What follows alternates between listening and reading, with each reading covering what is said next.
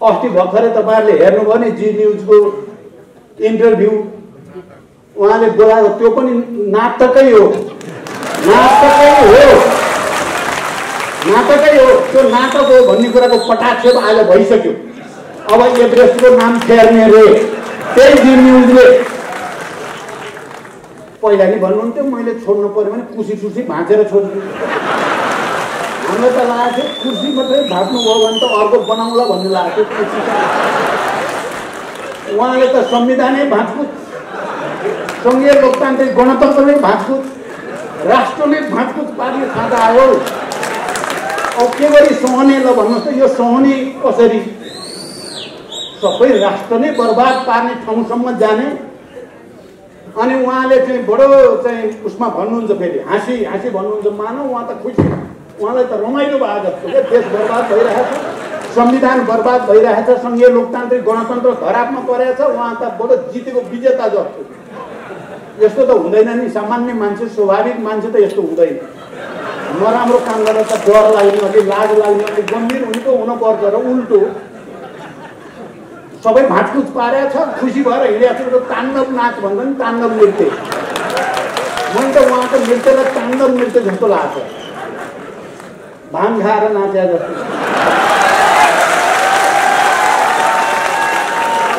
KPG पनि अब यो कमिलाको प्वाख उम्रेपछि सिद्धिन्छ भन्छन्, उहाँको कमिलाको प्वाख उम्रेको देखाएको छु मैले। उहाँको धेरै महिना जानेवाला छैन, नेपाली जनताले छोड्नेवाला छैनन्, हामी छोड्नेवाला छैनौँ।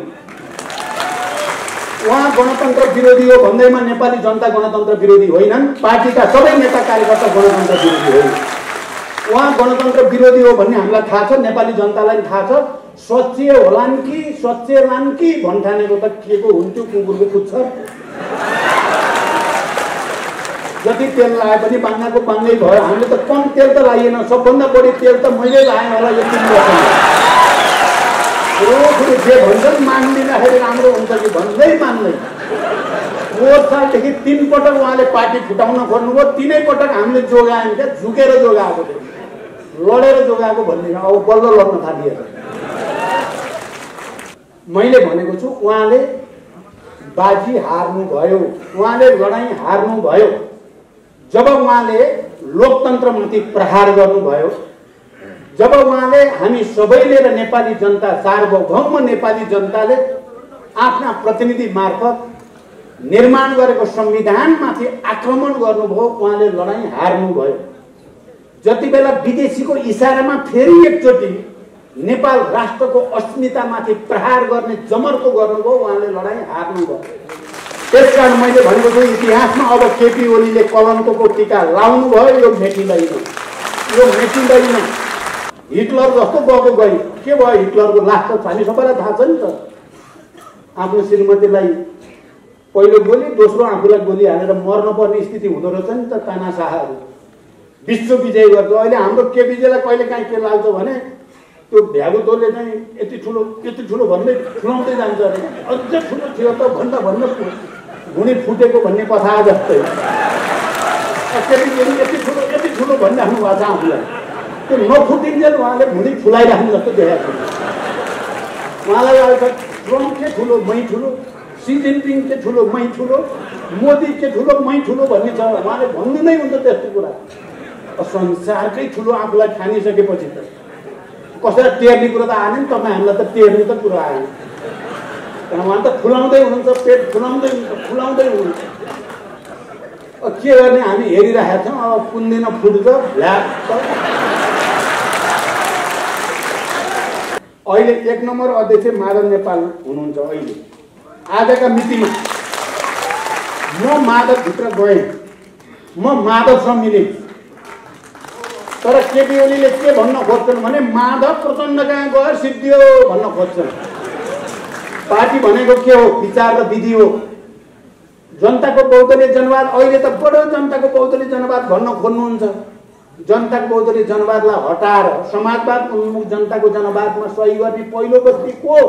केपी ओली। उहाँलाई अब यो बोल्ने कुनै वैचारिक र राजनीतिक नैतिक अधिकार छैन भन्ने छ मेरो दाबी। उहाँलाई कम्युनिस्ट भन्ने पनि मन पर्दो रहेछ। तपाईँहरू गइरगरि हेर्नु होला, हेर्नु भने कम्युनिस्टै मन पर्दैन उहाँलाई। लाल सलाम भन्ने सुन्नै चाहनुहुन्न। क्रान्तिकारी अभिवादन भन्यो भने कस्तो चोक्क ठान्नुहुन्छ उहाँले त उल्टो त्यो भन्न हुँदैन। उहाँलाई समाजवाद शब्द मन पर्दैन, उहाँलाई उदार पुँजीवाद मन पर्छ, उहाँलाई पुँजीवाद मन पर्छ। यो हो मूल चुरो कारण। अहिले पार्टीभित्र विवाद हुनुको चुरो कारण चाहिँ यो चाहिँ हो। अहिले केपीहरूले अलि बढी नै गर्न के खोजेका छन् भने यो प्रचण्ड भन्ने अलि बढी नै बदमास छ, यसले अनेक षड्यन्त्र गर्छ, एमालेलाई फुटाउन आएर छ, फुटायो, सिद्ध्याउँछ, त्यही हामी एमाले जति एक हुनुपर्छ भन्ने नारा दिन खोज्नुहुन्छ उहाँ। र माधवजीलाई भन्नुहुन्छ तपाईँलाई त अब त प्रचण्डले त कुनै पनि बेला कतै पार्दिन्छ। त्यो भनेको भने अहिले साथीहरू मैले आत्तिएको देखाएको छु। कयौँ साथी के हो त्यस्तै पो हो कि केपी ओलीलाई चुनौती दिन चाहन्छु यो मञ्चबाट। एउटा प्रमाण पार्टीको यो निर्णयले, पार्टीका यी नेताहरूले मलाई यो राम्रो काम गर्न खोज्दा दिएनन् भनेर एउटा प्रमाण पेश गर्न म चुनौती दिन चाहन्छु केपी ओलीलाई। अलिकति लाज घिन भन्ने त मान्छेमा हुनुपर्छ क्या। मान्छेमा अलिअलि लाज पनि त अलिकति नैतिक भन्ने त हुनपर्छ नि। मान्छे लाज मान्ने ठाउँमा लाज पनि मान्नु पर्छ अरे, डर मान्ने ठाउँ डर पनि मान्नु पर्छ, घिन मान्ने ठाउँ घिन पनि मान्नु पर्छ। निर्घिणी हुनुहुन्न क्या हाम्रो केपीजी त निर्घिणी लाजै मर्दो। तर फेरि यो छुटो छुटो कुरालाई हो के भने जस्तो पार्न सक्ने क्षमता चाहिँ केपीमा रहेछ। यो पनि एउटा अनौठो छ हेर्नु।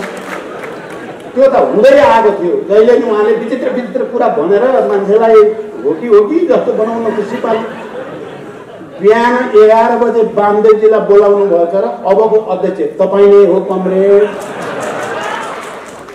प्रधानमन्त्री नि अब तपाईँ नै हो, मैले अरू देखिनँ भन्नुभएछ। उही दिन अरू दिनको त छँदै थियो। अनि 1 बजे माधव कमरेडलाई बोलाएर तपाईँ नै अभिभावक हो हाम्रो, तपाईँ उभिदिनु पर्यो, अब अध्यक्ष पनि तपाईँ नै हो, प्रधानमन्त्री पनि तपाईँ नै हो भनेर उहाँलाई भन्नुभएको छ। 1 बजे 4 बजे म गएको, मैले त एमाले भित्र नेता नपाएर तपाईँलाई ल्याएको भन्नुभयो मलाई। कस्तो सकेको हो, सकेको देखेर पनि म त ताजुब मान्छु क्या। कस्तो सकेको कसैले चाहिँ यस्तो गर्नु भन्ने यो सेटिङ भन्ने शब्द आजभोलि निकै चलन चल्तीन्छ। सेटिङ भएको छ अरे, अब सेटिङ भएपछि त के हो यो सेटिङ भनेको? एउटा प्रधानमन्त्रीले संविधान मिच्ने कुल्चिने लोकतन्त्रको हत्या गर्ने अनि अदालत र आयोग सेटिङमा हुन्छ नि त। यो नहुने कुरा म पत्याउनै चाहन्न, सुन्नै चाहन्न यो सेटिङ। उहाँहरूले सही निर्णय गर्नुहुन्छ, तर उहाँहरूमाथि भरोसामा त गरेकै छौँ हामीले, तर त्यसको सहजीकरण चाहिँ हामीले गरिदिनु पर्ने हुन्छ। त्यो सहजीकरण लाखौँ जनता सडकमा उतारेर मात्रै सहजीकरण हुन सक्छ।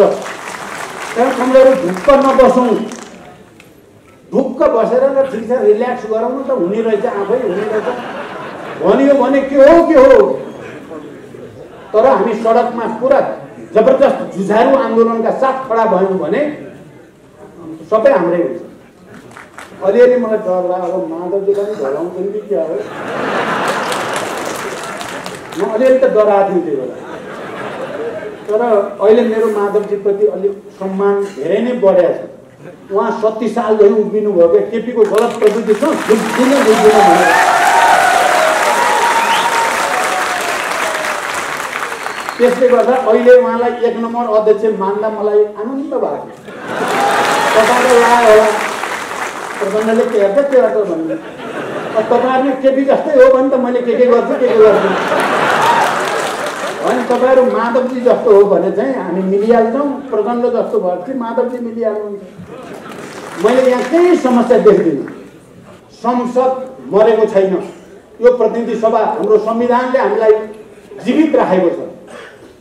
संघीय लोकतान्त्रिक गणतन्त्रको संविधानले हामी सबै प्रतिनिधि सभाका सदस्यहरूलाई जीवित राखेको छ। मारिएको मरेको विघटन भएको सरकार हो, केपी ओलीको सरकार विघटन भएको हो।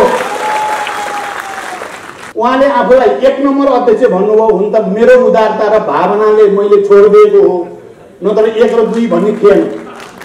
अहिले हामी 1 र 2 छैनौँ, हामी 1-1 छौँ। मुन्नीहरूको त कुरै अर्कै हुन्छ क्या, तपाईँहरू हेर्नु, मुन्नीको कुरै अर्कै हुन्छ।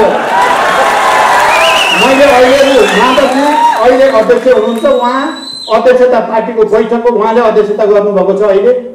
अहिले उहाँ प्रमुख अतिथि भएर बोल्नुपर्छ भन्ने छ मेरो। मिल्नेहरूको कुरै अर्कै हुन्छ, नमिल्नेहरूको कुरै अर्कै हुन्छ। एकचोटि त्यो ऐनाको अगाडि आफ्नो अनुहार राम्रोसँग हेर्न पर्दैन केटीहरूले। त्यही प्रचण्ड जसले संविधान बनाउने बेलामा संविधान बनाऊ, म तपाईँलाई प्रधानमन्त्री प्रस्ताव गर्छु भनेर पहिलोचोटि प्रधानमन्त्री प्रस्तावित गर्यो। त्यही प्रचण्ड पार्टी एकता र गठबन्धन गरौँ, तपाईँलाई प्रधानमन्त्री मै प्रस्तावित गर्छु भनेर गर्यो। त्यो प्रचण्डलाई यति साह्रै खेद्नुपर्ने कारण के पर्यो?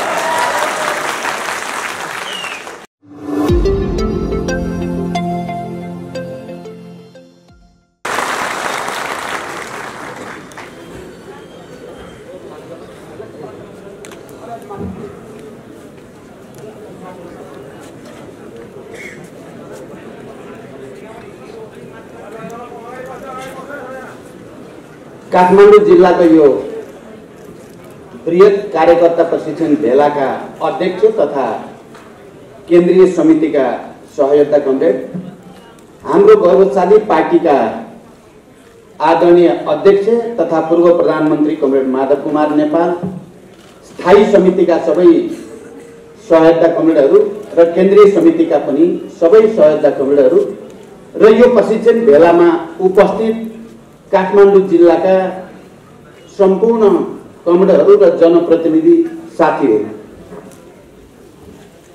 सबभन्दा पहिला त म काठमाडौँ जिल्लालाई विशेष धन्यवाद दिन चाहन्छु। तपाईहरूले आज काठमाडौँ जिल्लाको बृहत कार्यकर्ता भेला मार्फत आन्दोलनको तयारीलाई नयाँ चरणमा उठाउने उद्देश्यका साथ यसको आयोजना गर्नुभयो र हामी दुवैजना अध्यक्ष लगायत अतिथिहरूलाई पनि यहाँ निम्त्याउनु भयो। त्यसको निम्ति यो कुरा हामी सबैले लामो समयको अनुभवबाट महसुस गरेको कुरा हो कि आन्दोलनलाई निर्णायक र परिणाममुखी बनाउनको निम्ति जहिले पनि काठमाडौँको भूमिका, काठमाडौँ जिल्लाका जनताको भूमिका, काठमाडौँमा बस्ने देशभरिबाट केन्द्रित भएका नेता कार्यकर्ता र जनताको पनि भूमिका प्रमुख रहँदै आएको छ। जहिले पनि निर्णायक ढङ्गले आन्दोलनलाई एउटा परिणाममा पुर्याउने काममा यो जिल्ला राजधानी पनि हुनुको नाताले प्रमुख भूमिकामा रहँदै आएको छ। अहिले हामी जुन राजनैतिक अप्ठ्यारो, राजनैतिक सङ्कट, राजनैतिक मोडमा हामी उभिएका छौँ र हामीले 70 वर्षभन्दा बढी समयदेखि गरेका विभिन्न रूपका सङ्घर्षहरू, ती शान्तिपूर्ण आन्दोलनको रूपमा, जनआन्दोलनको रूपमा या सशस्त्र सङ्घर्षको रूपमा विभिन्न कालखण्डमा हामीले जे जति सङ्घर्षहरू गऱ्यौँ, नेपाली जनताले जसरी ती सङ्घर्षहरूमा सहभागी भएर बलिदान गर्यो, ती सबै सङ्घर्ष र बलिदानको उपलब्धिको रूपमा सङ्घीय लोकतान्त्रिक गणतन्त्रको घोषणा र अनि सङ्घीय लोकतान्त्रिक गणतन्त्रको संविधान निर्माण, ती सबैको केन्द्रीकृत अभिव्यक्ति हो संविधान। र अहिले हामी त्यो 70 वर्षभन्दा बढी समयदेखिको सङ्घर्ष र बलिदानको परिणाम प्राप्त भएको सङ्घीय लोकतान्त्रिक गणतन्त्र धरापमा छ। हामीले त्यति ठुलो बलिदान र सङ्घर्षपछि निर्माण गरेको संविधान धरापमा छ। त्यो संविधान र सङ्घीय लोकतान्त्रिक गणतन्त्र अहिले यसरी आक्रमणमा परेको छ, त्यसको रक्षा गर्ने ऐतिहासिक जिम्मेवारी हाम्रो काँधमा छ। कमरेडहरू, हामी यहाँ कुनै प्रहसन देखाउन, कमिक देखाउन जुटेका छैनौँ। हामी यहाँ कुनै उखान टुक्का गरेर हँसाउनको लागि कमेडी सो गर्न पनि उपस्थित भएका छैन। हामी मानिसहरूलाई दिग्भ्रमित पार्ने, उद्वेलित पार्ने र उत्तेजित पार्ने कुराको निम्ति पनि यहाँ जुटेका होइनौँ। हामी आज राष्ट्र र जनताको अगाडि देखा परेको सङ्कटलाई समाधान गर्ने उपायबारे र यो सङ्कटबाट बाहिर निक्लिने उपायबारे छलफल गर्न बडो गम्भीरतापूर्वक, बडो जिम्मेवारीका साथ, ऐतिहासिक जिम्मेवारी बोधको साथ हामी यहाँ उपस्थित भएका छौँ। हामी सबै जसले यो सङ्घीय लोकतान्त्रिक गणतन्त्रको निम्ति आन्दोलन गर्यो, बलिदान गर्यो, त्याग तपस्या गर्यो, हामी सबै यति बेला गम्भीर छौँ। हाम्रै आँखा अगाडि यति ठुलो उपलब्धिमाथि यति निर्मम निरङ्कुश ढङ्गले प्रहार भएको हामीले देखेका छौँ। संविधानमाथि र सङ्घीय लोकतान्त्रिक गणतन्त्रमाथि यो प्रहार बडो दुःखको साथ, हामी बडो ठुलो पीडाको साथ पनि यहाँ उपस्थित छौँ। किनकि हाम्रै पार्टीको, हामीले नै निर्वाचित गरेको प्रधानमन्त्रीबाट, हाम्रै पार्टीले हिजो अध्यक्षमा निर्वाचित गरेको व्यक्तिबाट संविधान र सङ्घीय लोकतान्त्रिक गणतन्त्रमाथि प्रहार भएको छ र त्यो प्रहारको सामना गर्न हामी यहाँ उपस्थित भएका छौँ। कमरेडहरू, त्यसकारण म सबै कमरेडहरूलाई यो ऐतिहासिक जिम्मेवारीलाई गहिरो गरी बोध गर्नको निम्ति म अपिल गर्न चाहन्छु। यति बेला हामी सबै ती महान शहीदहरू जसले गणतन्त्रको निम्ति, जसले समावेशी लोकतन्त्रको निम्ति यो देशका सबै उत्पीडित वर्ग, उत्पीडित क्षेत्र, उत्पीडित जाति, समुदाय सबैलाई एउटा समावेशी लोकतन्त्र मार्फत समानुपातिक र समावेशी प्रतिनिधित्व हुने प्रणालीको रूपमा हामीले स्थापित गरेको कुरा आज एम्बुसमा परेको छ, आज धरापमा परेको छ र त्यसबाट बचाउनको निम्ति, त्यसलाई बचाउनको निम्ति छलफल गर्न हामी यहाँ जुटेका छौँ। त्यसकारण म सबै कमरेडहरूलाई यसको उपाय के हुन सक्छ, यस्तो किन भयो भन्ने बारे म केही कुरा राख्न चाहन्छु। कमरेडहरू, सोभियत सङ्घको विघटन भएपछि, पूर्वी युरोपका कम्युनिस्ट शासनहरू, समाजवादी सत्ताहरू गर्ल्याम गुर्लुम ढलेपछि दुनियाँभरि नै कम्युनिस्ट आन्दोलन अलिकति रक्षात्मक स्थितिमा धकेलिएको हामी सबैले देखे, भोगेको, बुझेको कुरा हो। तर नेपाल जस्तो देश दुईटा विशाल छिमेकीहरूको बीचमा आफ्नो सार्वभौम स्वतन्त्रताको रक्षा गर्दै, आफ्नो भौगोलिक अखण्डताको रक्षा गर्दै र यो देशमा श्रमजीवी वर्गको हक हित अधिकारको निम्ति सङ्घर्ष गर्दै कम्युनिस्ट आन्दोलन लोकप्रिय भयो। जति बेला दुनियाँभरि कम्युनिस्ट आन्दोलन रक्षात्मक भएको छ, हामी नेपालमा कम्युनिस्ट आन्दोलन आक्रामक ठाउँमा थियौँ, छौँ र यो कम्युनिस्ट आन्दोलनलाई 21औं शताब्दीको विशेषता अनुसार विश्वमा आएका परिवर्तन, आर्थिक परिवर्तन, राजनैतिक परिवर्तन, सांस्कृतिक परिवर्तन, प्राविधिक परिवर्तन, विज्ञान प्रविधिमा भएको क्रान्ति, अझ त्यसमा पनि मुख्यतः इन्फर्मेसन टेक्नोलोजीमा भएको क्रान्ति समेतलाई मध्यनजर गर्दै र नेपाली विशेषता, नेपालको ठोस वस्तुको ठोस विश्लेषण गरेर यहाँको निम्ति कसरी जाँदा कम्युनिस्ट आन्दोलन लोकप्रिय हुन सक्छ, जनताको भरोसा जित्न सकिन्छ र नयाँ तरिकाले कम्युनिस्ट आन्दोलनलाई सुदृढ गर्न सकिन्छ र नयाँ तरिकाले समाजवाद निर्माणको बाटो कोर्न सकिन्छ भनेर हामीले सोच्यौं। सोच्ने नेताहरूमध्ये हामी यहाँ छौं र म हिजो पार्टी एकताको प्रस्ताव गर्दै गर्दा मैले पहिलोचोटि तत्कालीन नेकपा एमालेको अध्यक्ष हुनुको नाताले केपी ओलीसँग पार्टी एकताको प्रस्ताव लिएर गएको पहिलो मनै हो नेकपा माओवादी केन्द्रको तर्फबाट, त्यसको अध्यक्षको हैसियतले। आज म फर्केर सबै कमरेडहरूलाई त्यसलाई स्मरण गर्न अनुरोध गर्न चाहन्छु। हामीले वाम गठबन्धन गरेर निर्वाचनमा जाने र निर्वाचनपछि पार्टीलाई एउटै बनाउने भन्ने प्रस्ताव मैले लिएर गएको थिएँ र केपी ओलीले म सकारात्मक छु भन्नुभयो। मैले झन्डै आधी घण्टा कुरा राखेको थिएँ। आधी घण्टा यति कारणले अब हामी, किनकि हामी शान्तिपूर्ण प्रतिस्पर्धामा विश्वास गर्ने भयौँ, हामी रुल अफ लमा विश्वास गर्ने भयौँ, हामी बहुदलीय प्रतिस्पर्धामा विश्वास गर्ने भयौँ, शान्तिपूर्ण ढङ्गले समाजवाद निर्माणको प्रक्रियामा विश्वास गर्ने भयौँ। त्यसकारण हामी अब अलग अलग पार्टी बसिराख्नुको औचित्य छैन। बरु एउटै पार्टी बनेर, विशाल पार्टी बनेर जनताको भरोसा र विश्वास जितेर समाजवादको आधार तयार पार्ने ऐतिहासिक जिम्मेवारी हाम्रो काँधमा छ। मैले जिस्टमा भनेको मलाई अहिले कण्ठै सम्झना छ। मैले त्यो भनेपछि केपीजीले म सकारात्मक हुन्छु भन्नुभएको थियो र त्यसपछि हामी सबैलाई थाहा छ, आश्विन 17 गते हामीले राष्ट्रिय सभागृहबाट वाम गठबन्धनको घोषणा गर्यौं र छिटै पार्टी एकता गरिनेछ भन्ने कुरा पनि घोषणा गर्यौं।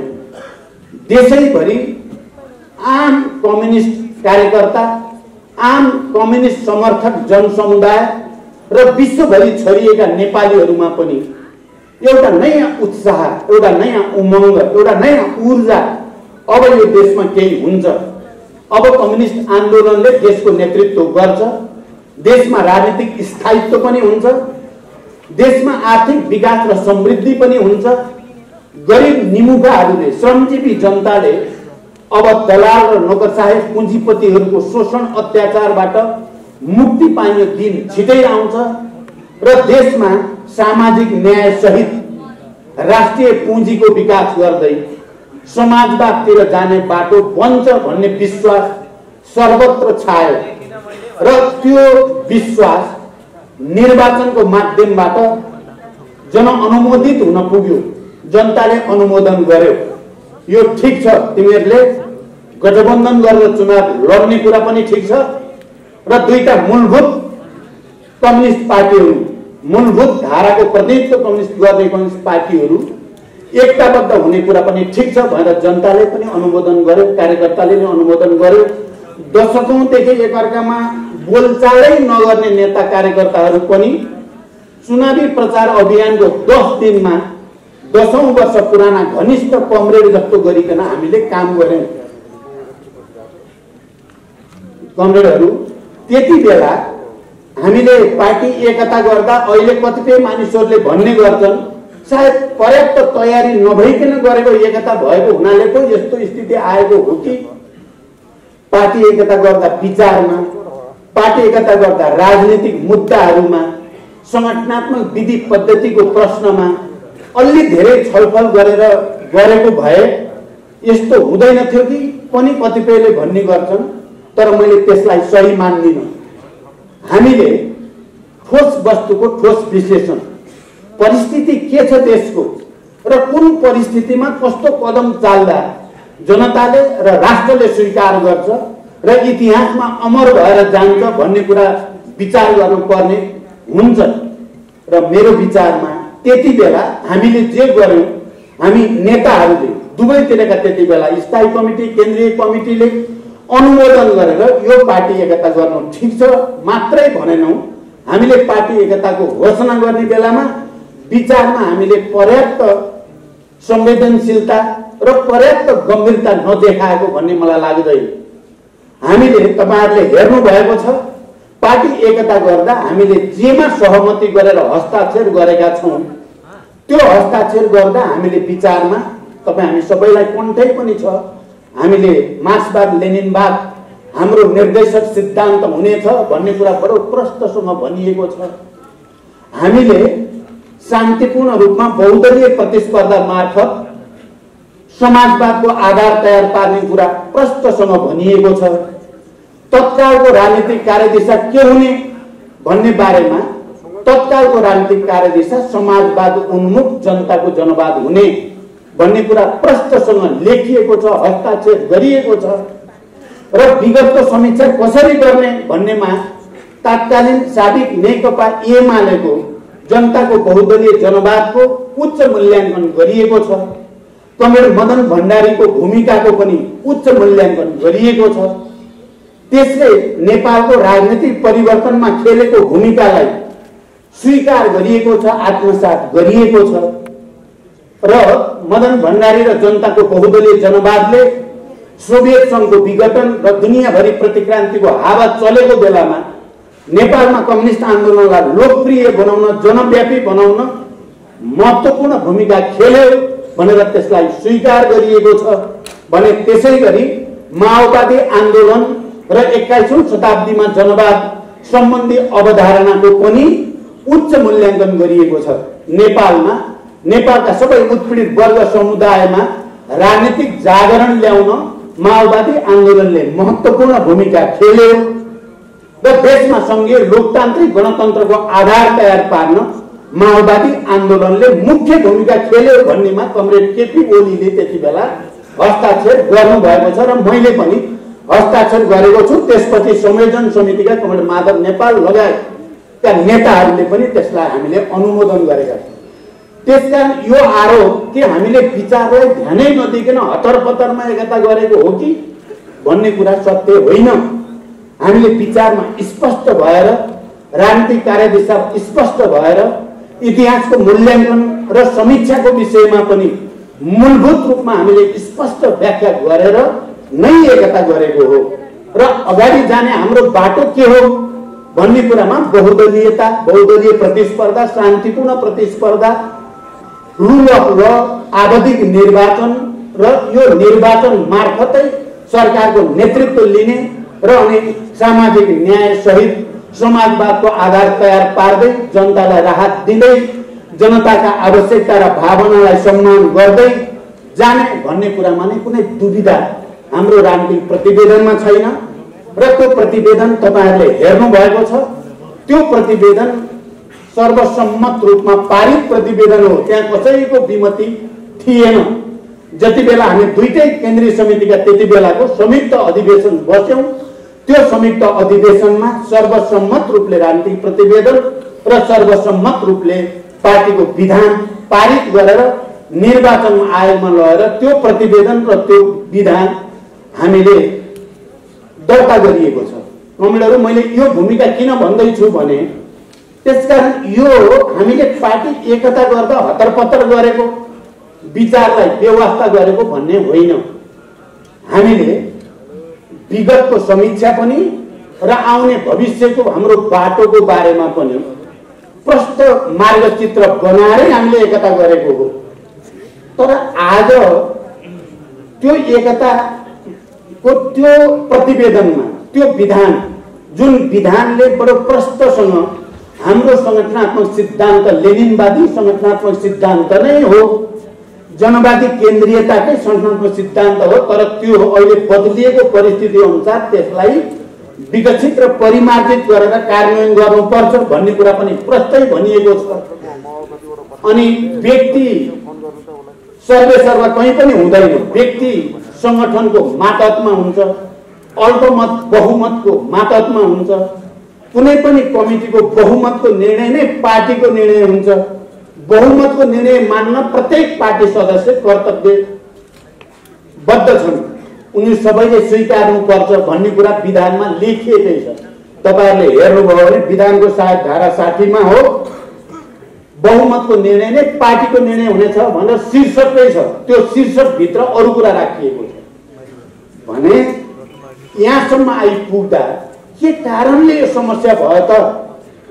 हाम्रो पार्टी केन्द्रीय कमिटीको जो पछिल्लो बैठक हामी बस्यौं, तपाईले थाहा पाइसक्नु भएको छ। त्यो केन्द्रीय समितिको बैठकमा 2/3 भन्दा बढी 70% केन्द्रीय समितिका सदस्यहरूको उपस्थिति थियो। बहुमतको निर्णय पार्टीको निर्णय हुन्छ, 70% को निर्णय पार्टीको निर्णय हुन्छ। त्यो केन्द्रीय समितिले केही निर्णय गरेको छ। त्यो केन्द्रीय समितिले राजनीतिक प्रतिवेदन प्रति आफ्नो प्रतिबद्धता, जो एकताको बेलाको हो त्यही प्रतिबद्धतालाई दोहोर्याएको छ।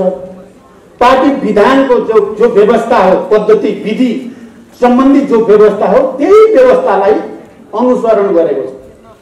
कमरेडहरू तपाईहरु कसैले हामी माथि कम से कम अहिले हामी दुईटा अध्यक्ष कमरेड माधव कुमार नेपाल र म र हामीले नेतृत्व गरेको केन्द्रीय समिति र तपाईहरु सबै यो नै पार्टीको मूलधार हो र यो नै पार्टीको सही विचार र विधिको अनुसरण गर्ने संस्था हो भनेर आइराख्नु भएको छ। तपाईहरु कसैले पनि कहीं एउटा पनि प्रश्न गर्ने ठाउँ छ त? यो पार्टी हो भन्ने कुरा, यो आधिकारिक हो भन्ने कुरा, यो एकताको बेलाका विचार र मान्यताबाट बिल्कुल विचलित नभइकन अगाडि बढ्दैछ भन्ने कुरामा तपाईहरु कसैलाई शंका छ? म कसैलाई पनि शंका नगर्न अपिल गर्न चाहन्छु।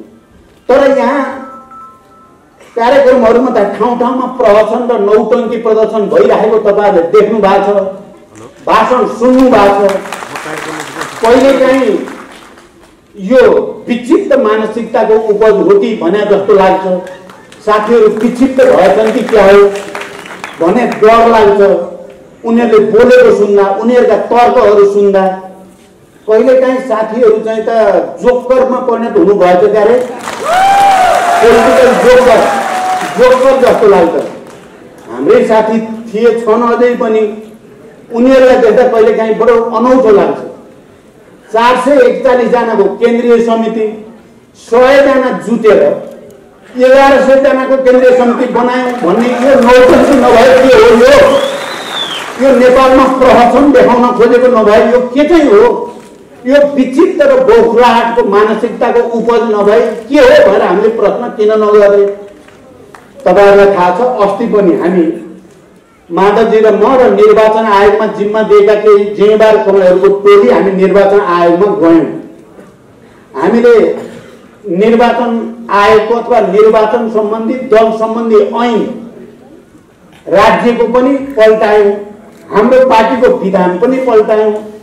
हाम्रो पार्टीको विधानमा गणपूर्वक संख्या कमिटीको बैठक बस्नु बहुमत हुनुपर्छ भन्ने कुरा प्रष्टै छ। विधान संशोधन गर्न पर्यो भने 2/3 बहुमत हुनुपर्छ भन्ने कुरा पनि हाम्रो पार्टीको विधानमा खिचेर लेखिएको छ, जहाँ केपी ओलीको पनि हस्ताक्षर छ।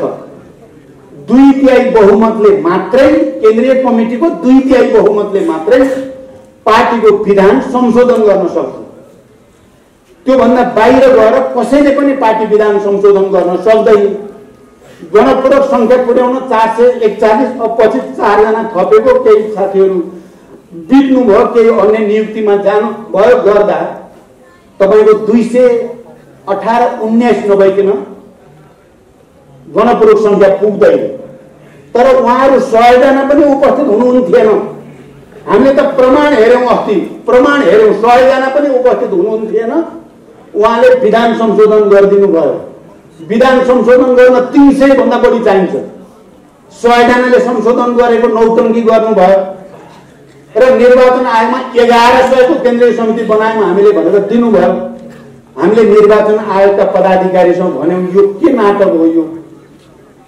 अनि तपाईहरुले अझै पनि केन्द्रीय कमिटीको बैठकले बसेर कमिटीमा उपस्थितहरुको सर्वसम्मतिले केपी ओलीलाई अनुशासनहीन क्रियाकलापको निम्ति अध्यक्षबाट हटाएको छ र कमरेड माधव कुमार नेपाललाई विधिसंगत तरिकाले केन्द्रीय समितिको 2/3 बहुमतले अध्यक्षमा निर्वाचित गरेको छ।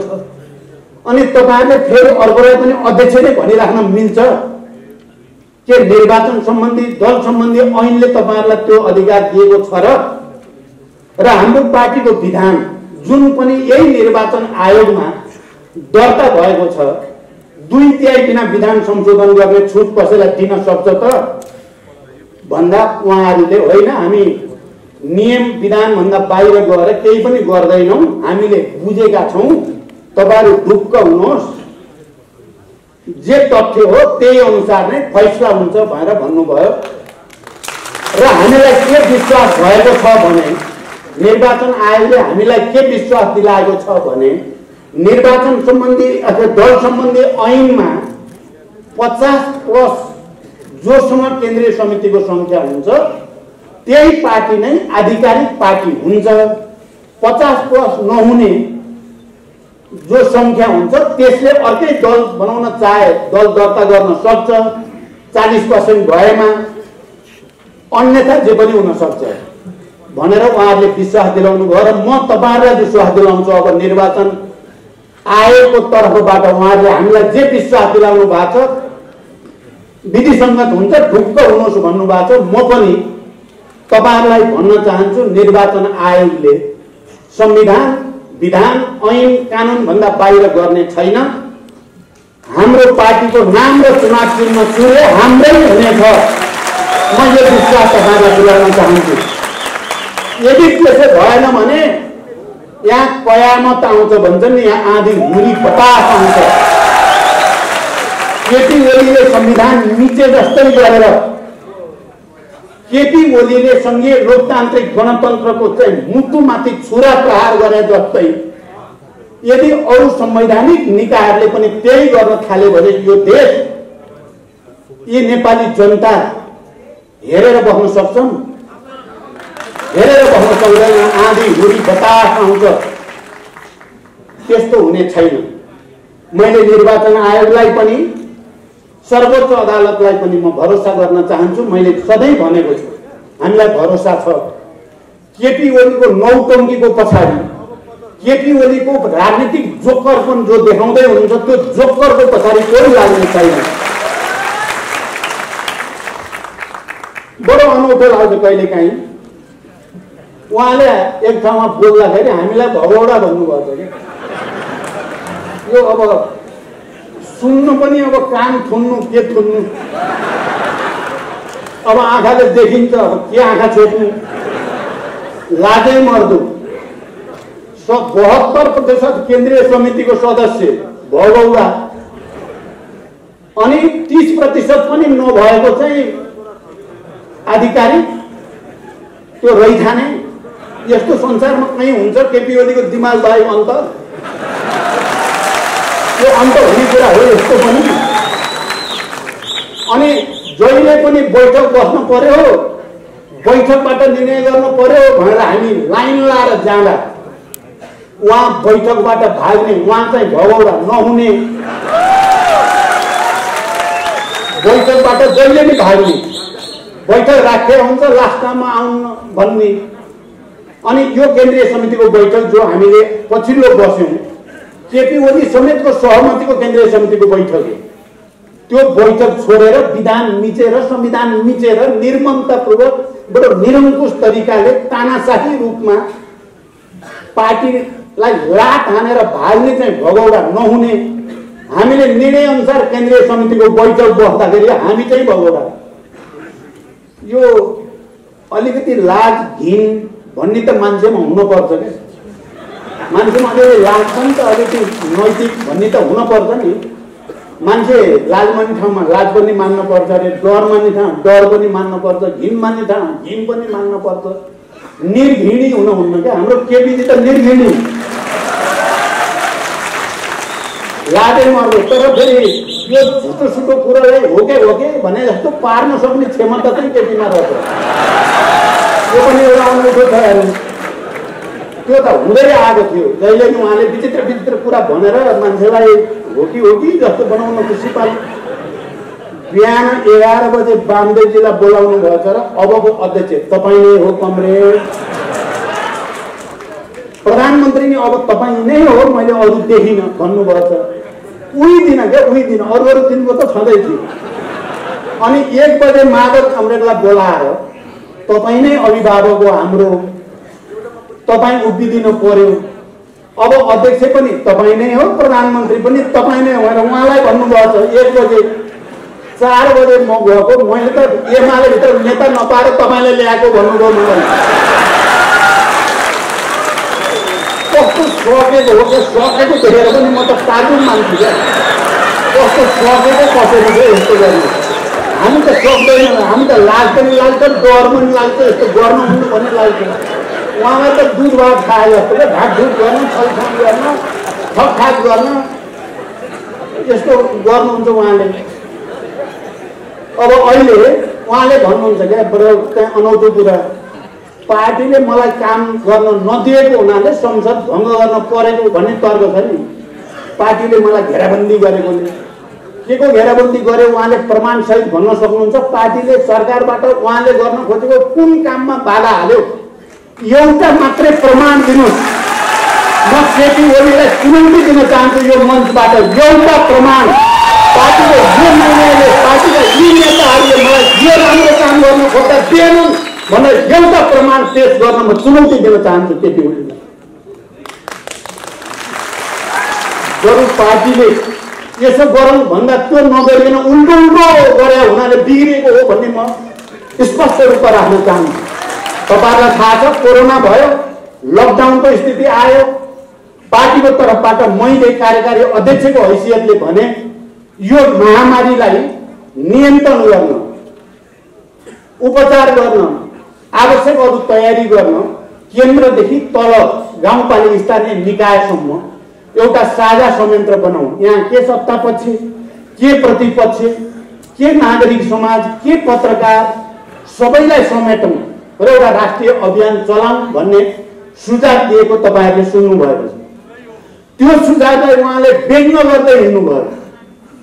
यो आफू अगाडि आउनको लागि केही गर्न खोजे होला भनेर उल्टो व्यङ्ग र कस्तै हिँड्ने उहाँ महामारीको बेलामा सामान खरिदमा भ्रष्टाचार भयो भनेर आम रूपमा छताछुल्ल बाहिर आयो। त्यसमा सरकारै आफै त्यसमा कुनै न कुनै रूपमा जोडिएको छ भन्ने कुरा पनि छ्याप्तिक प्रमाण सहित पनि आयो। अनि उहाँले काम गर्न दिएन भन्ने यो पहिलो कुरा, यो झुटो कुरा हो।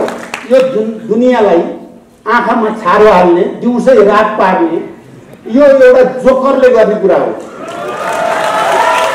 म भन्छु यदि पार्टीले दिएन भने त्यो पार्टीलाई विश्वासमा लिने जिम्मेवारी केपी ओलीको होइन। उहाँले आफूलाई 1 नम्बर अध्यक्ष भन्नुभयो हुन त मेरो उदारता र भावनाले मैले छोडिदिएको हो, नत्र 1 र 2 भन्ने थिएन। ए अहिले हामी 1 र 2 छैनौँ, हामी 1-1 छौँ। मिल्नेहरूको त कुरै अर्कै हुन्छ क्या, तपाईँहरू मिल्ने त कुरै अर्कै हुन्छ। मैले अहिले अध्यक्ष हुनुहुन्छ, उहाँ अध्यक्षता पार्टीको बैठकको उहाँले अध्यक्षता गर्नुभएको छ। अहिले उहाँ प्रमुख अतिथि भएर बोल्नुपर्छ भन्ने छ मेरो। मिल्नेहरूको कुरै अर्कै हुन्छ, नमिल्नेहरूको कुरै अर्कै हुन्छ। यदि उहाँलाई पार्टीले काम एउटा त केपी ओलीले पार्टीलाई विश्वासमा किन लिन सक्नु भएन? माधव नेपाल, कमरेड झलनाथ खनाल, कमरेड वामदेव गौतम, लामो समय अरू सबै नेताहरू उहाँसँगै काम गरेका साथीहरू होइन। उहाँहरूको विश्वास लिन उहाँले किन नसकेको भएर आफूतिर फर्केर हेर्न पर्दैन? एकचोटि ऐनाको अगाडि आफ्नो अनुहार राम्रोसँग हेर्न पर्दैन केपी ओलीले? त्यही प्रचण्ड जसले संविधान बनाउने बेलामा संविधान बनाऊ, म तपाईलाई प्रधानमन्त्री प्रस्ताव गर्छु भनेर पहिलोचोटि प्रधानमन्त्री प्रस्तावित गर्यो, त्यही प्रचण्ड पार्टी एकता र गठबन्धन गरौँ, तपाईलाई प्रधानमन्त्री मै प्रस्तावित गर्छु भनेर गर्यो। त्यो प्रचण्डलाई यति साह्रै खेद्नुपर्ने कारण के पर्यो भन्दा अब यदि पार्टीमा मलाई त्यस्तो परेकै हो भने मेरो तर्क के छ भने पार्टीमा त भइरहेछ। पार्टी भनेकै विवाद हुने संस्था हो। विवाद नहुने संस्थालाई पार्टी भनिँदैन। मत हुन्छ, मतान्तर हुन्छ, डिबेट हुन्छ, बहस हुन्छ, समयकाल परिस्थिति अनुसार हुन्छ, त्यसैको नाम पार्टी हो। जति बेला पार्टीमा विवादको अन्त्य हुन्छ पार्टीको पनि अन्त्य हुन्छ भन्ने मार्क्सवादले भन्छ। साम्यवादमा गएपछि पार्टी चाहिँदैन, किनकि विवादै हुँदैन, विवाद नभएपछि पार्टी पनि चाहिएन। यहाँ त वर्ग विभेद, अनि विचार विभेद, दर्शन विभेद, राजनीतिक विभेद, मुद्दा विभेद भएको हुनाले न पार्टी चाहिने हो। अनि मैले के भन्छु भने यदि उहाँलाई पार्टीले समस्या पारेको हो भने या त उहाँले पार्टीको विश्वास जित्न बल गर्नु पर्थ्यो, या उहाँले राजीनामा दिएर पार्टीलाई गो हेड, तपाईहरुको बहुमत जो छ त्यसले गर्नुहोस् भन्नुपर्ने होइन। लोकतन्त्रको सामान्य सिद्धान्त, लोकतन्त्रको कखरा, लोकतन्त्रको एबीसी भनेको बहुमतै हो। बहुमतलाई मान्ने नै कुरा हो, नत्र त यो दुनियाँ चल्दैन, दुनियाँ कहीँ पनि चल्दैन, सिस्टम चल्दैन। अनि म प्रधानमन्त्री भएँ, मैले देखेँ कि अब मलाई समर्थन गर्नेको संख्या गयो अर्कोतिर भनेपछि मैले सजिलै राजीनामा दिएँ। अनि न्यू खोजेर संसद भङ्ग गरिदिन्छु, त्यसो गरिदिन्छु, जे पर्छ पर्छ, जहाँसो भाँडमै जाओ, देश भाँडमा जाउँ जनता भन्न पाइन्छ? त्यस्तो पनि नेता हुन्छ? देशप्रति संवेदनशील, जनताप्रति संवेदनशील, सिस्टमप्रति संवेदनशील हुन पर्दैन? माधवजी प्रधानमन्त्री हुनुभयो, अलिकति बहस सबै देखिसकेपछि उहाँले सजिलै प्रधानमन्त्री छोड्नुभयो। पार्टी त फुटाउनुतिर त लाग्नु भएन, उहाँ संसद भङ्ग गर्नेतिर, संविधान सभा भङ्ग गर्नेतिर लाग्नु भएन, उहाँ मजाले चल्यो। झलनाथजी प्रधानमन्त्री हुनुभयो, केपी ओली समेतले तिमीले छोड्न पर्छ भनेर बाहिर खुलेआम भन्दै हिँडे केपी। त्यही केपी होइनन्? झलनाथलाई प्रधानमन्त्री छोड्नको लागि लखेटेको लखेटे। अहिले त त्यसरी त हामीले कसैले लखेटेका त थिएनौँ उहाँलाई। हामी त पार्टीभित्रै छलफल गरौँ, बहस गरौँ, कमिटीमा विधिसङ्गत ढङ्गले छलफल गरौँ मात्रै भनेका थियौँ। उहाँलाई लोकतन्त्रप्रति अलिकति पनि माया भएको भए, राष्ट्रप्रति अलिकति पनि जिम्मेवारी बोध भएको भए, अहिले त नाङ्गै देखिया छ नि। विदेशी शक्ति केन्द्र आएर उहाँलाई के मन्त्र सुनाए, उहाँले त्यो मन्त्र सुन्नुभयो। अस्ति भर्खरै तपाईँहरूले हेर्नुभयो नि जी न्युजको इन्टरभ्यू, उहाँले बोलाएको त्यो पनि नाटकै हो। त्यो नाटक हो भन्ने कुराको पटाक्षेप आज भइसक्यो। अब एभरेस्टको नाम फेर्ने रे त्यही जी न्युजले। यो के नाटक देखिँदैछ तपाईँहरूले? अनि उहाँ अस्ति त असारको हाम्रो स्थायी समितिको बैठक बस्दा त मलाई भारतले हटाउन खोजेको छ, मेरा साथीहरूले नै हटाउन खोजेका छन् भन्नुहुन्थ्यो। हामीले हटाएनौँ त्यति बेला। भारतले भन्दैमा हटाउने हो र भनेर हटाएनौँ नि त हामीले। अनि उहाँले अहिले पार्टी विभाजन गर्ने, संविधान के अरे संसद भङ्ग गर्ने भारतले भनेर गरे। सारा जनताले देखे, बुझे। यसलाई के भन्नुहुन्छ केपीजी? मेरो प्रश्न, तपाईँ के भन्नुहुन्छ? तपाईँ यसलाई के भन्नुहुन्छ? मैले भारतलाई केही भन्न खोजेको होइन, फेरि यो भ्रम नहोस्। तर केपीजीको त देखियो नि त, उहाँले कस्तोलाई विशेष दूत भन्न खोज्नु भयो, बोलाउनु भयो, गुप्तगु गर्नुभयो। 3-3 घण्टा बालुवाटारभित्र एक्लै, परराष्ट्रको मान्छे समेत नराखिकन। यो अपारदर्शी तरिका त हाम्रै प्रधानमन्त्रीले अपनाएको त नेपाली जनताले हेरेकै छन् नि त आफ्ना आँखाले। अनि यदि उहाँलाई लोकतन्त्रप्रति, राष्ट्रप्रति, जनताप्रति जवाबदेही अलिकति पनि भएको भए, सचिवालयमा बहुमत छैन उहाँको, स्थायी समितिमा 2/3 बहुमत उहाँको विरुद्ध छ, केन्द्रीय समितिको 2/3 बहुमत उहाँको विरुद्ध छ, सांसदहरूको बहुमत उहाँको विरुद्ध भइसकेपछि त म भए त हेर्नु देख्ने बित्तिकै राजीनामा दिइहाल्छु। त्यो लोकतन्त्रको हितमा हुन्थ्यो, त्यो राष्ट्रको हितमा हुन्थ्यो। तर उहाँ त पहिला नि भन्नुहुन्थ्यो मैले छोड्नु पर्यो भने कुर्सी भाँचेर छोड्छु। हामीलाई त लागेको थियो कुर्सी मात्रै भाँच्नु भयो भने त अर्को बनाउँला भन्ने लागेको थियो। उहाँले त संविधानै भाँचकुट, सङ्घीय लोकतान्त्रिक गणतन्त्र नै भाँचकुट, राष्ट्र नै भाँचकुट पार्ने खाँदा आयो। अब के गरी सहने ल भन्नुहोस् त? यो सहने कसरी? सबै राष्ट्र नै बर्बाद पार्ने ठाउँसम्म जाने। अनि उहाँले चाहिँ बडो चाहिँ उसमा भन्नुहुन्छ, फेरि हाँसी हाँसी भन्नुहुन्छ, मानौ उहाँ त खुसी, उहाँलाई त रमाइलो भयो जस्तो क्या। देश बर्बाद भइरहेछ, संविधान बर्बाद भइरहेछ, सङ्घीय लोकतान्त्रिक गणतन्त्र धरापमा परेछ, उहाँ त बडो जितेको विजेता जस्तो। यस्तो त हुँदैन नि, सामान्य मान्छे, स्वाभाविक मान्छे त यस्तो हुँदैन। नराम्रो काम गरेर त डर लाग्ने, अलि लाज लाग्ने, अलि गम्भीर हुनेको हुनुपर्छ र उल्टो सबै भाँचकुच पारेछ, खुसी भएर हिँडेको छ। ताण्डव नाच भन्छ नि, ताण्डव नृत्य। मैले त उहाँको नृत्यलाई ताण्डव नृत्य जस्तो लाग्छ, भाङ खाएर नाचे जस्तो। यस्तो पनि हुन्छ त।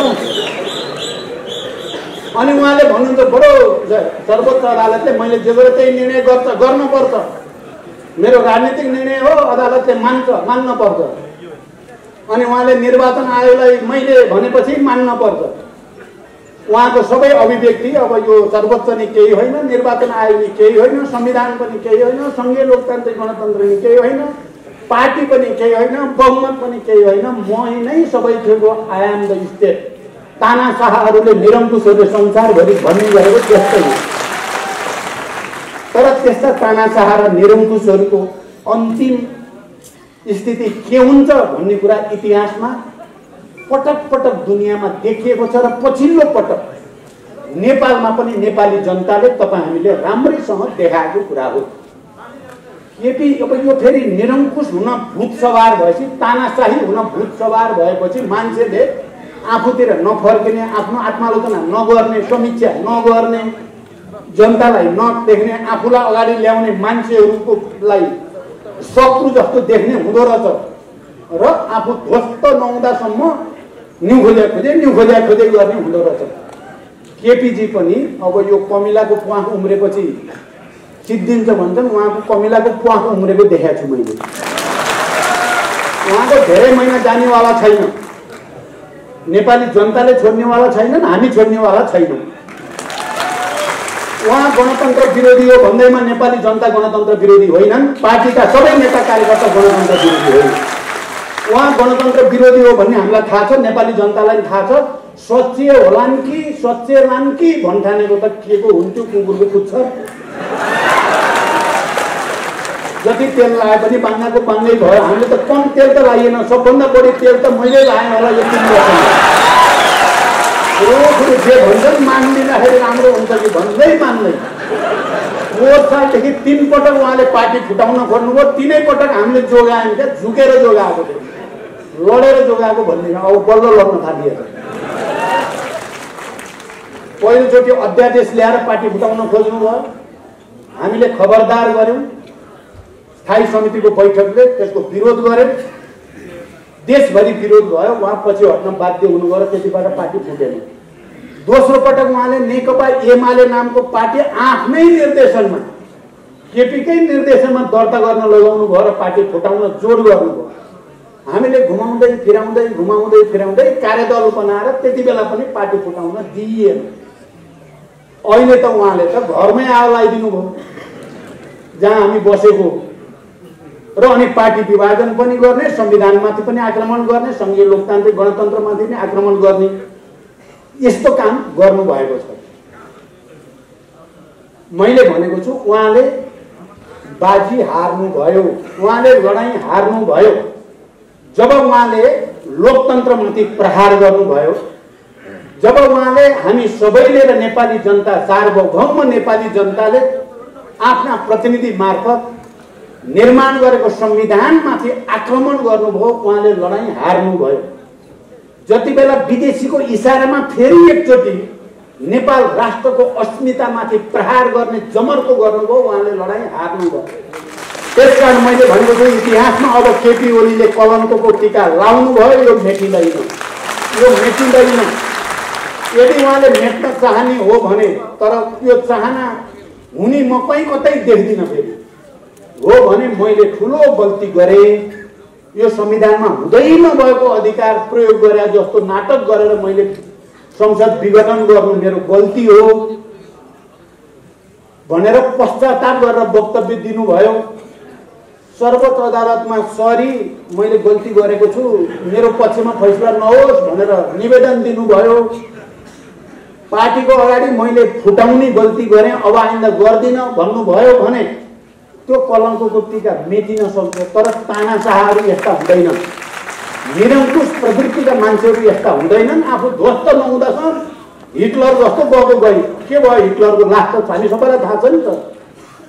आफ्नो श्रीमतीलाई पहिलो गोली, दोस्रो आफूलाई गोली हालेर मर्नुपर्ने स्थिति हुँदो रहेछ नि त। तानाशाहहरू विश्व विजय गर्छ। अहिले हाम्रो केपीजीलाई कहिले काहीँ के लाग्छ भने त्यो भ्यागुतोले चाहिँ यति ठुलो भन्दै ठुलाउँदै जान्छ अरे, अझ ठुलो थियो त भन्दा घुँडी फुटेको भन्ने कथा जस्तै।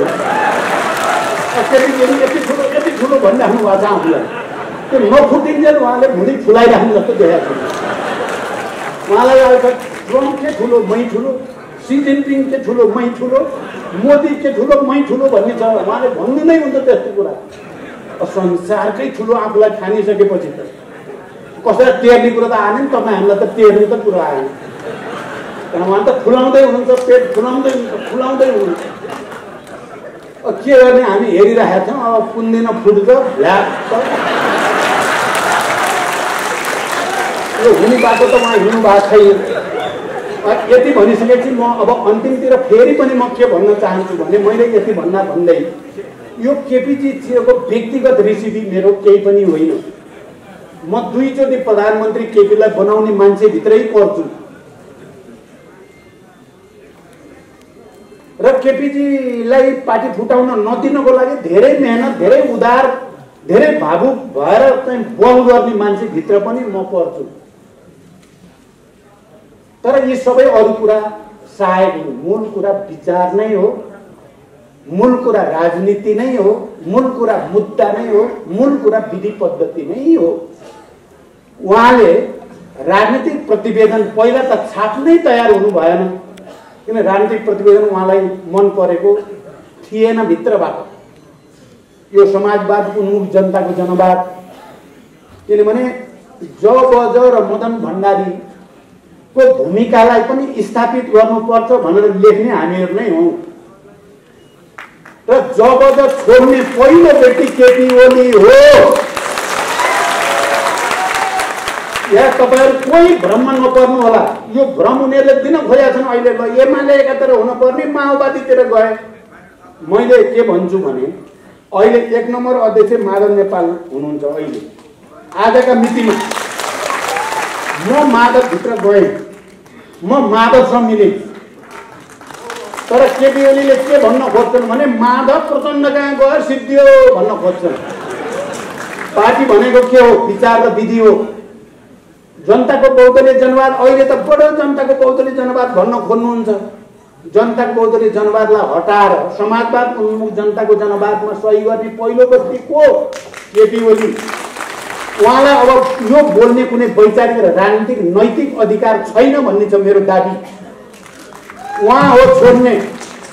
तर फेरि त्यो हामीले जबजको मूल्याङ्कन, मदन भण्डारीको मूल्याङ्कन राजनीतिक प्रतिवेदनमा गरिसकेपछि 21औं शताब्दीमा जनवाद र माओवादी आन्दोलनको पनि मूल्याङ्कन गरेर समाजवाद उन्मुख जनताको जनवाद हुँदै समाजवादतिर जाने भन्ने जो लाइन बनाइयो त्यो लाइन सही छ।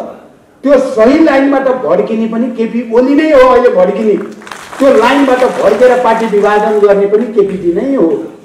त्यहाँ यो विचारको लडाई हो। उहाँ मार्क्सवाद लेनिनवाद उहाँलाई मन पर्दैन। उहाँलाई कम्युनिस्ट भन्ने पनि मन पर्दो रहेछ। तपाईहरु गइरगरि हेर्नु होला। हेर्नु भने कम्युनिस्टै मन पर्दैन उहाँलाई। लाल सलाम भन्ने सुन्नै चाहनुहुन्न। क्रान्तिकारी अभिवादन भन्यो भने कस्तो चोक्क ठान्नुहुन्छ उहाँले त। उल्टो त्यो भन्न हुँदैन। उहाँलाई समाजवाद शब्द मन पर्दैन। उहाँलाई उदार पुँजीवाद मन पर्छ। उहाँलाई पुँजीवाद मन पर्छ। यो हो मूल चुरो कारण। अहिले पार्टीभित्र विवाद हुनुको चुरो कारण चाहिँ यो चाहिँ हो। र अहिले माधवजी र हामी यहाँ अरू नेता साथीहरू पनि हुनुहुन्छ। अष्टजी, घनश्यामजी, बेदुरामजी, हाम्रो हितमानजी लगायत थुप्रो साथीहरू यहाँ हुनुहुन्छ। अरू पनि थुप्रै साथीहरू हुनुहुन्छ। अहिले केपीहरूले अलि बढी नै गर्न के खोजेका छन् भने यो प्रचण्ड भन्ने अलि बढी नै बदमास छ। यसले अनेक षड्यन्त्र गर्छ। एमालेलाई फुटाउन आएर छ, फुटायो, सिद्ध्याउँछ। त्यहाँ हामी एमाले जति एक हुनुपर्छ भन्ने नारा दिन खोज्नुहुन्छ उहाँ। र माधवजीलाई भन्नुहुन्छ तपाईलाई त अब त प्रचण्डले त कुनै पनि बेलाका छक्कै पार्दिन्छ। त्यो भनेको भने अहिले साथीहरू मैले आत्तिएको देखाएको छु। कयौं साथी के हो त्यस्तै पो हो कि हेरौँ भयो। केही समय हेरौँ भन्ने साथीहरू हुनुहुन्छ। मेरो अनुरोध छ तपाईँ दुविधामा नबस्नुहोस्। म भन्छु हामी अलि बढी नजिक किन भयौँ त? यो केपीका विरुद्ध मात्रै नजिक भएको बिल्कुलै होइन। पञ्चायत विरोधी आन्दोलन चल्दै थियो। 40 को दशकको सुरुवातबाट माधवजी र म पञ्चायत विरोधी आन्दोलनलाई कसरी प्रभावकारी बनाउने भन्ने बारेमा भूमिगत रूपमा सयौं पटक हामी मिटिङ गरेका छौं, पार्टीगत रूपमा र दुईटा नेताको हैसियतमा पनि। र एकले अर्कालाई चिनियो त्यति बेला पञ्चायत विरोधी आन्दोलनको बेला। पछि 46 सालको ऐतिहासिक जनआन्दोलन पछिको संसदमा पनि हामी सँगै पनि भयौं। त्यो संसदीय संघर्षको बेलामा पनि हाम्रो सहकार्य भइ नै राख्यो। अनि जति बेला माओवादी पार्टी जनयुद्धको नेतृत्व गर्ने ठाउँमा पुग्यो, जनयुद्ध 2 वर्ष मात्रै भएको थियो, त्यसपछिदेखि हामी लगातार युद्धलाई शान्तिमा कसरी रूपान्तरण गर्न सकिएला, देशमा संविधान सभाको निर्वाचनको वातावरण कसरी बनाउन सकिएला, देशमा गणतन्त्रको वातावरण कसरी बनाउन सकिएला भनेर असाध्यै धेरै त्यो युद्धको जटिल परिस्थितिमा पनि भूमिगत रूपमा दर्जनौं पटक लामा छलफल बहस गर्ने हामी हौं। तपाईहरुलाई यो जानकारी होस्। हाम्रो यो भरोसा अहिले एकछिनमा बनेको भरोसा होइन। विचारमा, लाइनमा, प्रवृत्तिमा हाम्रो एकरूपता झन्डै 4 दशक हुन लाग्यो। हामी सँगै छौं हामी पनि। र अनि युद्धलाई शान्तिमा रूपान्तरण गर्ने, 12 बुँदे समझदारी बनाउने, देशमा संविधान सभाको वातावरण बनाउने, देशलाई संघीय लोकतान्त्रिक गणतन्त्रसम्म ल्याउनेमा मुख्य नेतृत्वकर्ताको भूमिका एकातिरबाट मैले र अर्कोतिरबाट कमरेड माधव नेपालले गरेको ऐतिहासिक तथ्यका कारणले पनि यो एकता सम्भव भएको हो। र मैले मेरो प्रवृत्ति भन्नुहुन्छ, मेरो स्वभाव भन्नुहुन्छ भने कमरेडले गहिरो गरी हेर्नु होला। हो हल्लाको पछि प्लिज नलागिदिनु होला। मैले जहिले नै भनेको छु, मलाई अलि भिन्न मत राख्नेसँग पनि मिलेर जाने मेरो स्वभाव हो।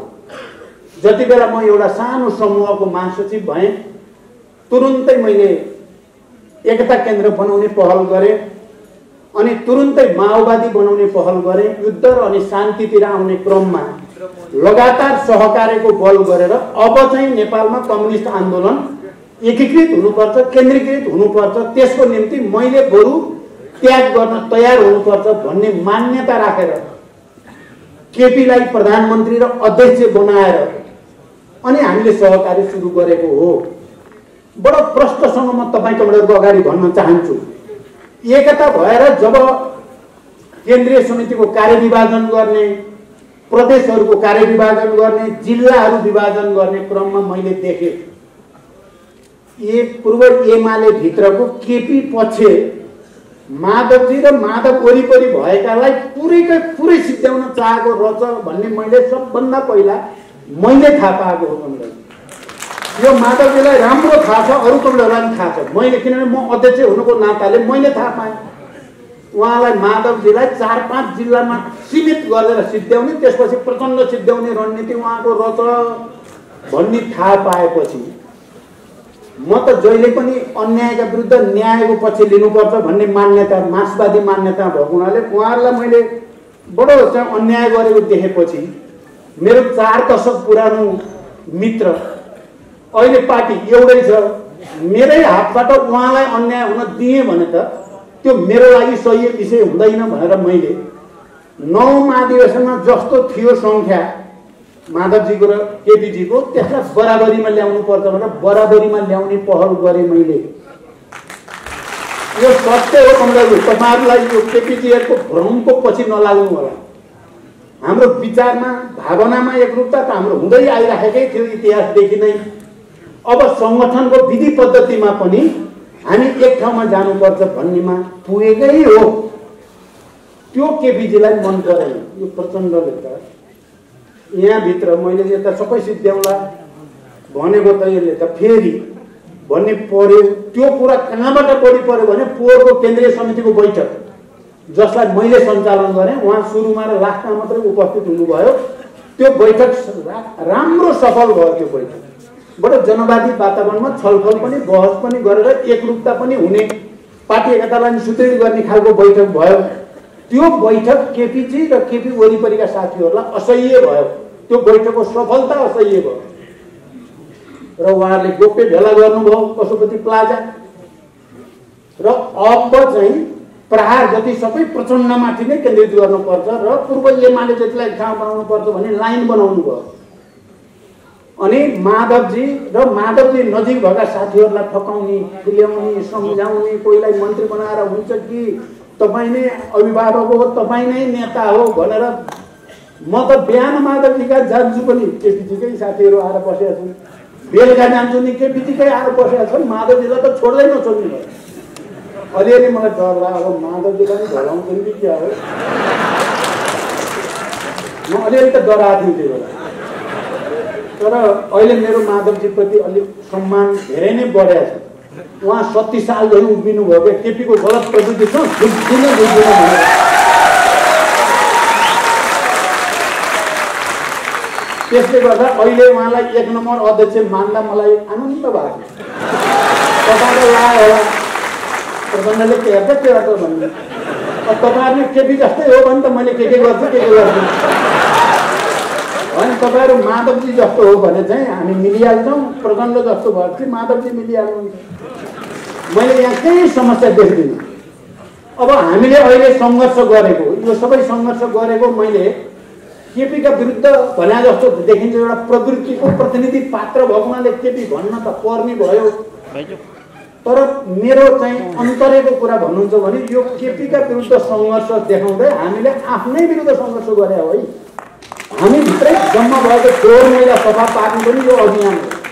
हामी नै भित्र पनि जे जति कमी कमजोरीहरू देखा परेका छन् त्यसलाई सफा गर्नलाई पनि पहिला केपीको निरङ्कुशता, केपीको स्वेच्छाचारिता, केपीको चाहिँ तानाशाही प्रवृत्तिका विरुद्ध सङ्घर्ष गर्दै जाँदा हामी भित्रको तानाशाही, हामी भित्रको फोहोर मैला, हामी भित्रको चाहिँ कचरा पनि साफ हुन्छ भन्ने पनि हो।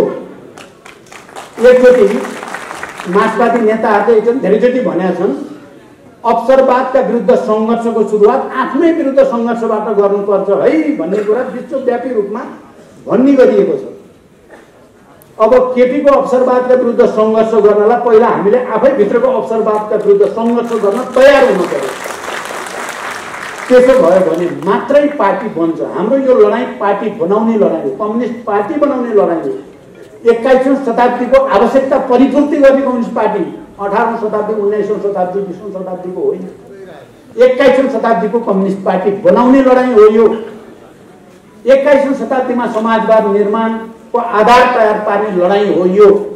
त्यसकारण कमरेडहरू हामी सबै दिमागमा गाँठा छन् भने फुकाइदिउँ, खुला मनले आउँ र यो पार्टीलाई विचारको आधारमा एकताबद्ध गरौँ, विधिको आधारमा एकताबद्ध गरौँ, समाजवादको आदर्शतिर अगाडि बढ्ने हाम्रो देशका गरिब निमुखा जनताहरू सयौं वर्षदेखि विभेदमा परेका, अन्याय अत्याचारमा परेका जनतालाई राहत दिने उद्देश्यका साथ उनीहरूसँग एकाकार हुने, अहिले कोरोनाबाट पीडित जनतालाई राहत दिने, राष्ट्र र जनताको अस्मिता र स्वाभिमानलाई अझ उच्च बनाउने समर्पण भावको साथ अगाडि बढ्ने यो महान ऐतिहासिक लडाइँ पनि हो। अब अहिले भन्नुहुन्छ भने यहाँ पटक आयो पनि पूर्ववर्ती साथीहरूले नै भन्नुभयो यो प्रतिगमन र अग्रगमनको बीचको लडाइँ हो, यो क्रान्ति र प्रतिक्रान्तिका बीचको लडाइँ हो, यो जीवन मरणकै लडाइँ हो। यो अहिले हेर्दा सामान्य जस्तो देखिएको छ भने पनि यो सामान्य होइन। हामी नेतृत्वमा बस्नेहरूले जे देख्यौँ, जे भोग्यौँ, जे बुझ्यौँ धेरै नै गम्भीर छ स्थिति। मैले भने नि 70 वर्ष लामो लडाइँबाट प्राप्त भएका उपलब्धिमाथि एकजना मान्छेले बडो निर्ममतापूर्वक, बडो निरङ्कुश तरिकाले, बडो अमानवीय तरिकाले प्रहार गरेको छ र त्यो हजारौं शहीदहरूको अपमान गरेको छ। हामी त्यसको साक्षी बस्न सक्दैनौँ। हामी लडाइँको मैदानमा जाने हो। अब हामी हतियारबन्द लडाइँमा छैनौँ, हामी शान्तिपूर्ण लडाइँ लड्ने हो, शान्तिपूर्ण आन्दोलन हो। कमरेडहरू अहिले यो संविधान मैले भनेको छु, मैले संसदमा भने साथीहरूलाई संसद मरेको छैन। यो प्रतिनिधि सभा, हाम्रो संविधानले हामीलाई जीवित राखेको छ। संघीय लोकतान्त्रिक गणतन्त्रको संविधानले हामी सबै प्रतिनिधि सभाका सदस्यहरूलाई जीवित राखेको छ। मारिएको, मरेको, विघटन भएको सरकार हो, केपी ओलीको सरकार विघटन भएको हो। संविधानले हामीलाई विघटन हुन दिएको छैन। कारण त्यो संविधानको रक्षा गर्ने लडाइँ तपाईँ हाम्रो लागि जीवन मरणको लडाइँ हो। नेपाली जनताको सार्वभौम अधिकार र राष्ट्रिय स्वाधीनताको लडाइँको एउटा अङ्ग हो।